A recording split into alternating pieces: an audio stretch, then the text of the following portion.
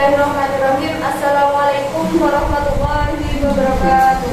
Waalaikumsalam warahmatullahi wabarakatuh. Sebelum mengawali kegiatan pada pagi hari ini, marilah kita berdoa menurut kepercayaan masing-masing. Doa mulai. Selesai. Baik teman-teman, selamat pagi. Semoga selalu sehat dan semangat. Amin.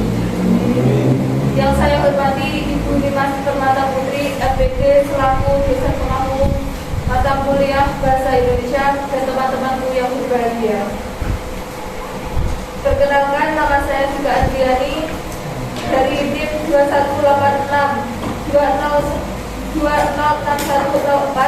selaku moderator dari kelompok 4 akan mempresentasikan tugas kami yang berjudul penyampaian tanda baca halaman 47 sampai 56. Presentasi pada pagi hari ini ada 2 sesi, yaitu sesi pertama sesi penyampaian materi dan sesi kedua yaitu untuk sesi tanya jawab. Materi akan disampaikan kepada rekan saya. Silakan.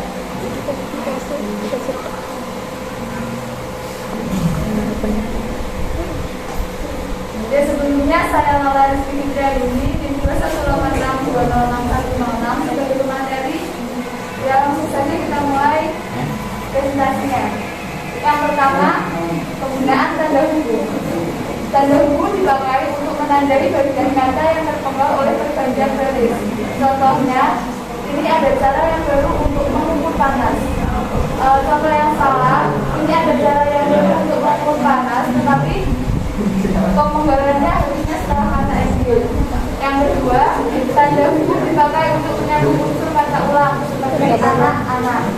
Yang ketiga, tanda hubung dipakai untuk menyambung tanggal, bulan, dan tahun yang dikatakan dengan angka atau menyambung huruf dalam kata yang diudah satu-satu seperti 11/11/2021. Yang keempat, tanda hubung dapat dipakai untuk memperjelas bagian kata atau ungkapan seperti berevolusi, supaya maknanya tidak salah antara evolusi dan revolusi. Selanjutnya, tanda hubung dipakai untuk merangkai bisa dengan kata berikutnya dan dimulai dengan huruf kapital seperti bahasa Indonesia dan Jawa Barat. Selanjutnya, word dengan angka seperti peringkat kedua, angka dengan an seperti tahun 1950-an, kata atau imbuhan dengan singkatan yang berupa huruf kapital seperti terlihat, sinar X, berKTP, dan di-SK-kan. Kata dengan kata bagi Tuhan seperti ciptaannya atas rahmatmu. Selanjutnya kata bagi mu, dan-nya dengan singkatan yang berupa huruf kapital seperti KTP-mu, SIM-nya, dan STNK-mu. Terakhir huruf dan angka seperti D3, S1, dan S2. Catatan, tanda hubung tidak dipakai di antara huruf dan angka jika angka tersebut melambangkan sudah huruf seperti D3. Jadi kalau itu berupa singkatan angka dengan huruf tidak bisa digunakan tanda hubung. Penggunaan selanjutnya tanda hubung dipakai untuk merangkai unsur bahasa Indonesia dengan unsur bahasa daerah atau bahasa asing seperti di dan out. Yang ketujuh, tanda hubung digunakan untuk menandai bentuk ketikan yang menjadi objek bahasa seperti aktualisasi, pendekatan organisasi, sebaiknya diubah menjadi pembukaan.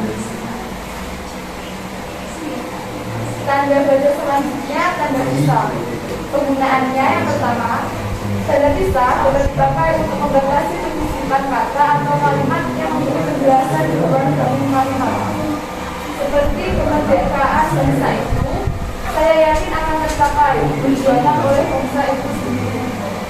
Yang kedua, tanda pisah dapat dipakai juga untuk menegaskan adanya keterangan aposisi atau keterangan yang lain, seperti Soekarno-Hatta selaku proklamator kemerdekaan RI dan diabadikan menjadi nama dan pidana internasional. Yang ketiga, tanda pisah dapat dipakai juga untuk menegaskan adanya keterangan aposisi atau keterangan yang lain, seperti tahun 2011 yang disitu bermakna sampai. Tanda selanjutnya yaitu tanda tanya. Yang pertama, tanda tanya dipakai pada akhir kalimat tanya. Contohnya, kapan Hari Pendidikan Nasional diperingati? Yang kedua, tanda tanya dipakai di dalam tanda kurung untuk menyatakan detail kalimat yang disebutkan atau yang kurang dapat dibuktikan kebenarannya, seperti Monumen Nasional mulai dibangun pada tahun 1961. Tanya.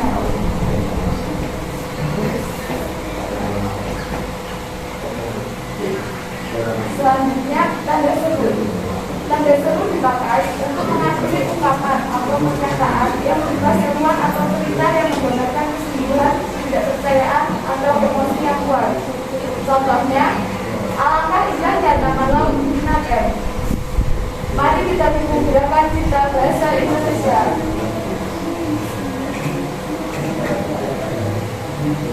Tanda baca selanjutnya, tanda garis elipsis.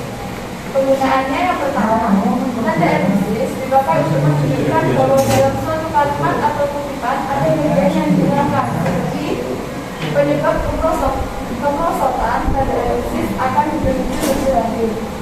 Yang kedua, tanda garis miring dipakai untuk mengapit huruf kata atau pokok kata sebagai koreksi atau pengurangan atas kesalahan atau kelebihan di dalam naskah yang ditulis orang lain, seperti menurut saya, seperti bagaimana catatan. Yang pertama, tanda elipsis itu didahului dan diakhiri dengan spasi. Yang kedua, tanda elipsis pada akhir kalimat diikuti oleh tanda elipsis sejumlah 4 seri. Materi selanjutnya akan dilanjutkan oleh rekan saya. Perkenalkan, nama saya Afwan Yusnasita, 2186 106 Saya akan melanjutkan materi yang disampaikan oleh Bala. Penggunaan tanda petik. Yang pertama, tanda petik dipakai untuk mengambil petikan langsung yang berasal dari pembicaraan, naskah atau bahasa tulis lain. Contohnya, kerjakan tugas ini sekarang. Perintah atasannya besok akan dibahas dalam rapat. Yang kedua, tanda petik dipakai untuk mengambil saja lagu, film, sinetron, artikel, naskah atau buku yang dipakai dalam kalimat. Contohnya, sajak pahlawanku terdapat pada halaman 125 buku itu. Yang ketiga, tanda petik dipakai untuk mengambil istilah ilmiah yang kurang dikenal atau kata yang mempunyai arti khusus. Contohnya, tertikus. Kemudian ini sudah tidak berfungsi.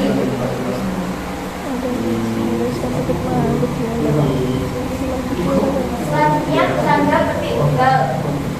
Tanda petik tunggal dipakai untuk mengambil petikan yang terdapat dalam petikan lain. Contohnya, kunjungan teriak anakku. Ibu, bapak pulang. Dan asal ibu dan setrika. Dan Pak Hujan. Yang kedua, tanda petik tunggal dipakai untuk mengambil makna, terjemahan atau penjelasan kata atau ungkapan. Contohnya, terhujat, yang dihujat. Mani politik uang. Selanjutnya, tanda kurung. Tanda kurung dipakai untuk mengambil tambahan keterangan atau penjelasan. Contohnya, dia memperpanjang sekaligus mengemudi. Yang kedua, tanda kurung dipakai untuk mengambil keterangan atau penjelasan yang bukan bagian utama kalimat.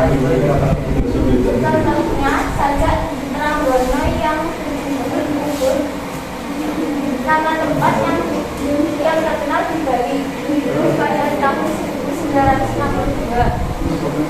Yang ketiga, tanda kurung dipakai untuk mengambil huruf atau kata yang keberadaannya di dalamnya dapat menunjukkan atau menjelaskan.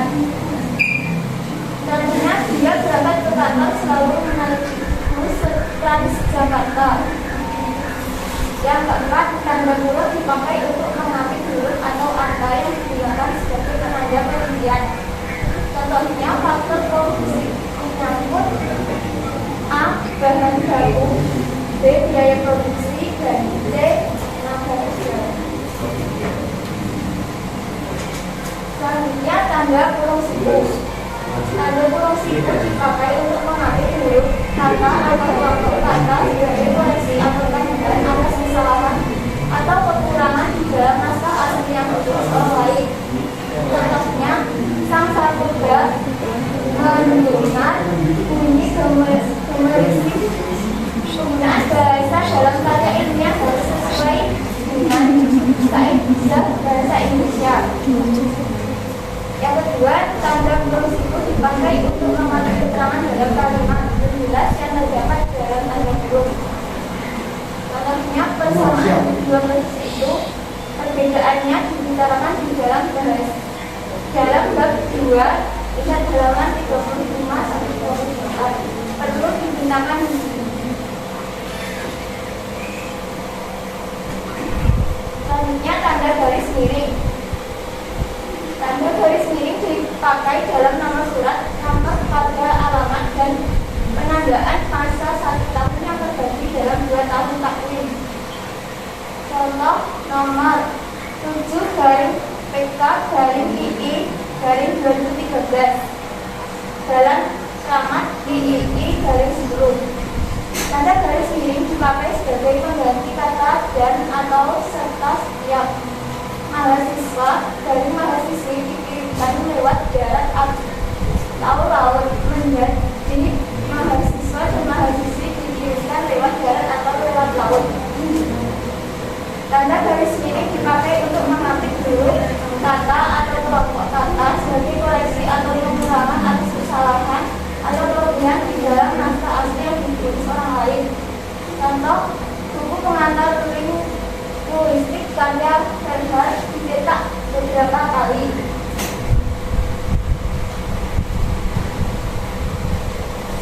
Selanjutnya, tanda apostrof. Tanda penyingkat dipakai untuk menunjukkan penghilangan bagian kata atau bagian angka campur dalam konteks tertentu. Contoh, dia kan kusurati kan sama dengan akan. Mereka sudah datang kan sama dengan datang.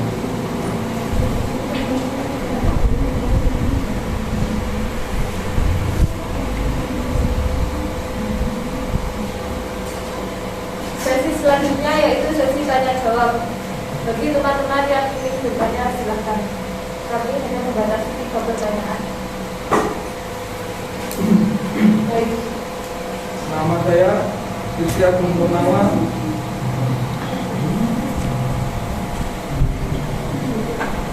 NIM 21 Rizky Agung Purnama, NIM 21866069. Ingin bertanya, apakah tanda tanya hanya dapat digunakan di akhir kalimat? Pertanyaan kedua. Silakan.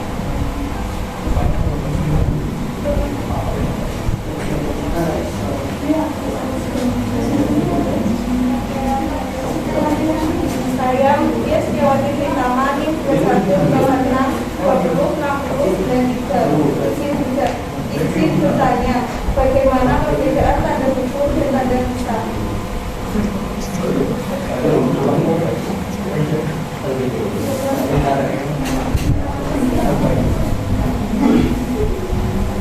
Saya Aida Dia dengan NIM 2186206113 ingin bertanya, apakah tanda buku juga dipakai untuk mengatur tanggal, bulan, dan tahun?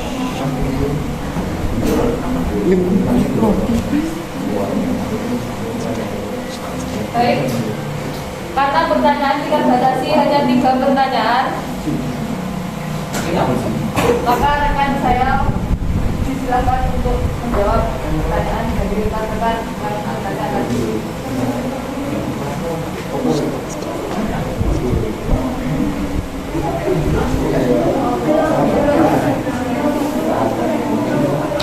Menjawab pertanyaan dari Mbak Ayun Masdina. Saya Ardiansyah Wahyu Prakosa, NIM 2186206108. Dan pertanyaannya, apakah tanda hubung juga dipakai untuk menyambung tanggal, bulan, dan tahun saja.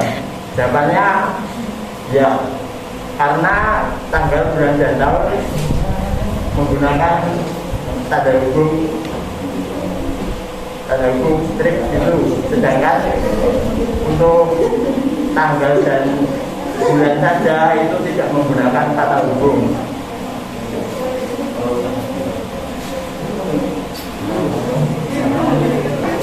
Ya, seperti slide yang ada di PowerPoint tersebut.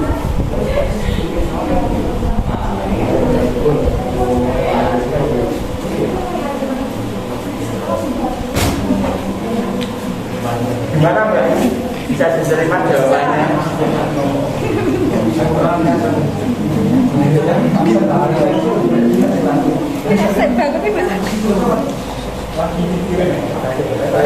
Perkenalkan, nama saya Muhammad Subra, NIM 286-206-1110.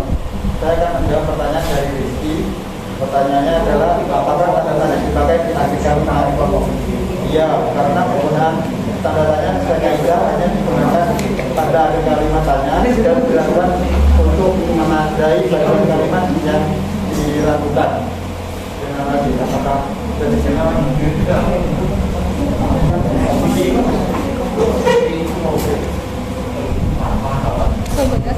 Baik, saya akan menjawab pertanyaan dari Mbak. Ya, saya Ida Putri, NIM 186-206-109. Pertanyaannya, apakah perbedaan dari tanda hukum dan tanda kata? Jadi dalam bahasa Indonesia, tanda hukum merupakan lambang atau bentuk yang menghubungkan unsur kata, sedangkan tanda pisah ialah lambang yang memisahkan atau membatasi kata atau kalimat. Jadi perbedaannya ada di tanda hukum itu merupakan penghubung, sedangkan tanda pisah merupakan memisahkan atau membatasi kata. Terima kasih. Bagaimana apakah bisa diterima?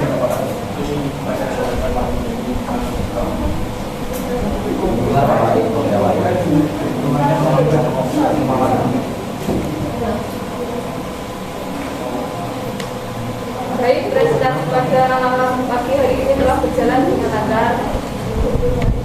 Marilah kita berucap alhamdulillah dengan adanya kelancaran pada presentasi pada pagi hari ini. Mari saya silakan.